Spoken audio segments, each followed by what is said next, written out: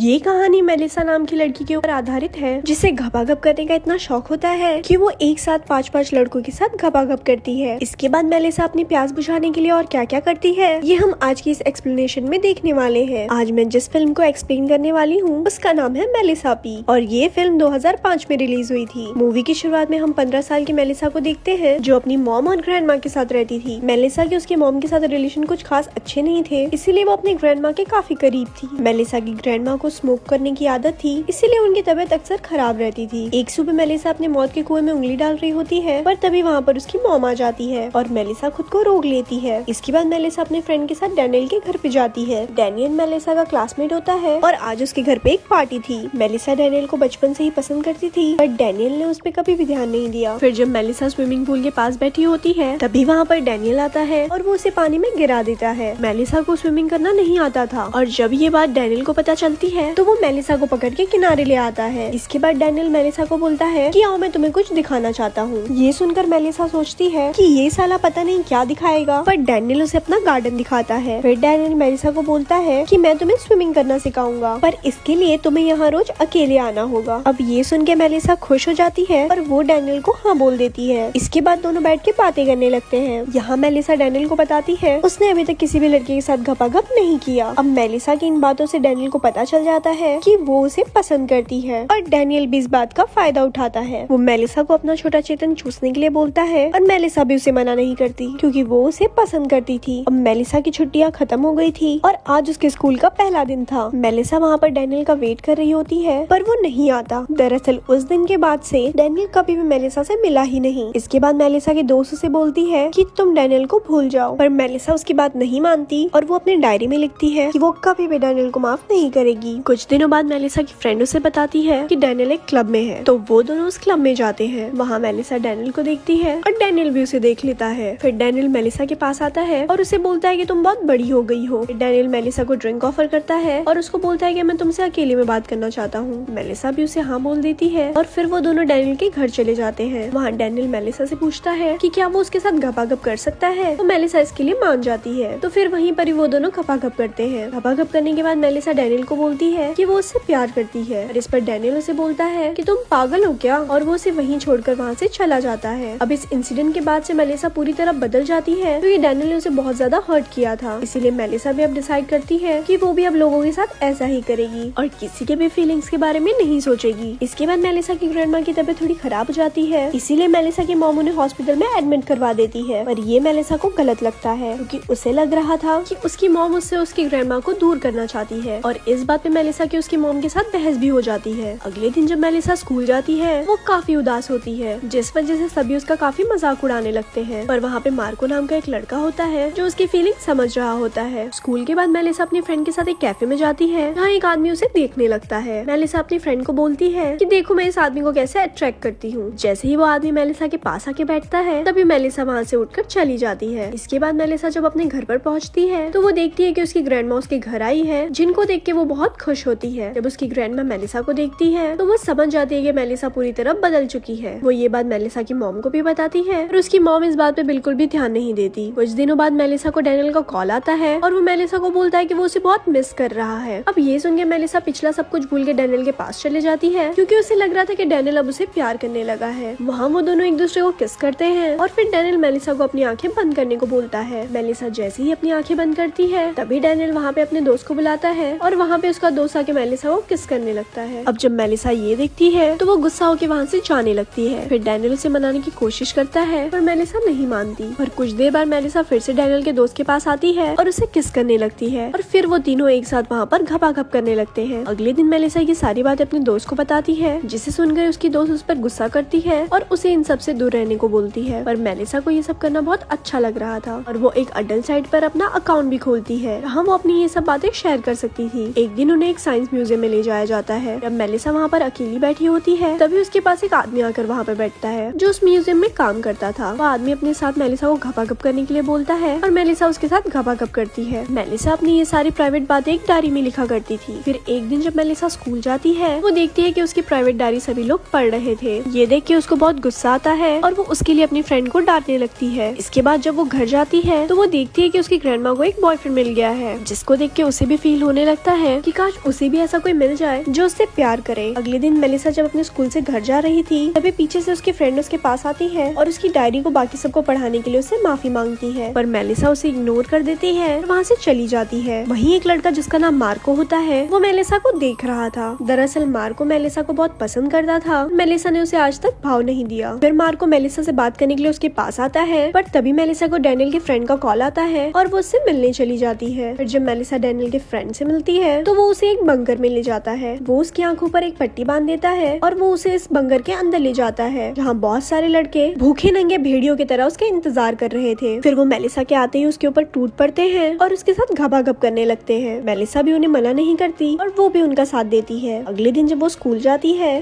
तो सभी स्टूडेंट उसे देखने लगते हैं और उसका मजाक उड़ाने लगते हैं और मेलिसा सोच रही होती है कि उसने जो भी किया उसे उसका कोई भी पछतावा नहीं है और वो बिल्कुल सही है। एक दिन मेलिसा की मॉम उसके कमरे में जाती है और वहाँ पे वो उसकी डायरी पढ़ लेती है। फिर वो मेलिसा को कॉल करती है पर मेलिसा उसका फोन नहीं उठाती। दरअसल मेलिसा एक आदमी के घर पे घपाघप करने के लिए गई हुई थी। फिर जब मेलिसा की मॉम इस बारे में मेलिसा की ग्रैंडमा को बताने जाती है, वहाँ पहुँच के उसे पता चलता है कि मेलिसा की ग्रैंड मॉम अब इस दुनिया में नहीं है। अब ये सुन के वो बहुत ज्यादा हर्ट हो जाती है, रोने लगती है। फिर जब मेलिसा अपने घर वापस आती है तो उससे उसकी मॉम उस डायरी के बारे में पूछती है, जिस पर मेलिसा उन्हें बोलती है कि डायरी में जो कुछ भी लिखा है वो सब सच है। ये सुन के उसकी मॉम को बहुत ज्यादा हर्ट होता है और उसे इस बात का पछतावा होने लगता है कि वो मेलिसा पे ध्यान नहीं दे पाई। इसके लिए मेलिसा की मॉम उससे माफी भी मांगती है। अब मेलिसा को भी गिल्टी फील होने लगता है और तब से वो अपनी सारी गंदी हरकतें बंद कर देती है। कुछ दिनों बाद मेलिसा जब स्कूल वापस जाती है तो वो वहाँ पर देखती है कि डैनियल अपने दोस्त से लड़ रहा है, क्योंकि उसी की वजह से मेलिसा ने एक साथ 5 लड़कों के साथ घपाघप किया था। तभी डैनियल मेलिसा को देख लेता है और उससे बात करने की कोशिश करता है, पर मेलिसा उसे इग्नोर कर देती है और वहाँ से चली जाती है। फिल्म के लास्ट सीन में हम देखते हैं कि मेलिसा की लाइफ अब पूरी तरह चेंज हो चुकी है। अब वो अपनी मॉम के साथ बहुत ज्यादा खुश है और इसी के साथ ये फिल्म यही खत्म हो जाती है। ऐसे ही और स्टोरी सुनने के लिए हमारे पेज को लाइक करें। धन्यवाद।